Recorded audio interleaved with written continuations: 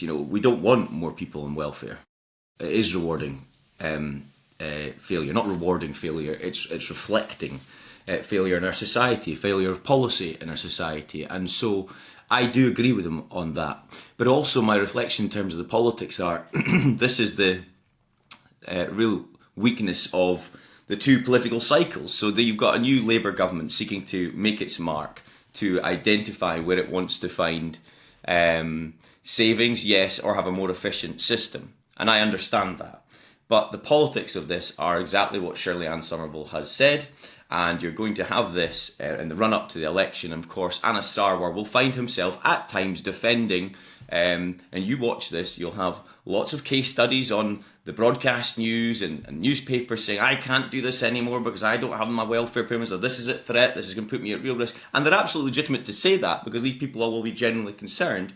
And the SNP will say, no, this is terrible, we'll seek to absolve that and all the rest of it, so on and so forth. And we get into this long-running political cycle. So I on the practical sense, I think it's right for Labour to look at this and say, right, how do we get a more efficient system? The politics of this, because we're 13 months or so from an election, mean it's going to be very challenging for Anas Sarwar to defend some of the stuff there because we've seen it all happen before. So it's not going to be easy for Anas Sarwar in this context. It just won't be. This is another thing, and I'm fully aware, I'm opening myself up to a comment from Geoff Aberdein about my support for independence. But this is another area where it doesn't do Scotland any good to have electoral cycles and political parties so tied. So Reeves and Starmer can do this now because they've got over 4 years till That's they have the point, to actually, yeah. But Anas Sarwar's got one.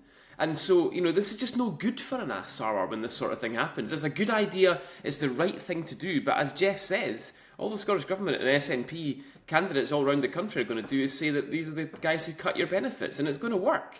So it's just the uselessness of the ties that the political structures have. It just makes it very difficult to make any progress and have sensible arguments up here, I think. Just in practical sense, we want people to have opportunity across all our society. And that means creating economic opportunity and equipping them with the skills necessary to go and develop it. Where there are people that need welfare payments, we should always protect that. Always protect that. But I do feel we need to incentivise people's opportunity to have a bigger disposable income, look after their own, and spend it on the things that they want to.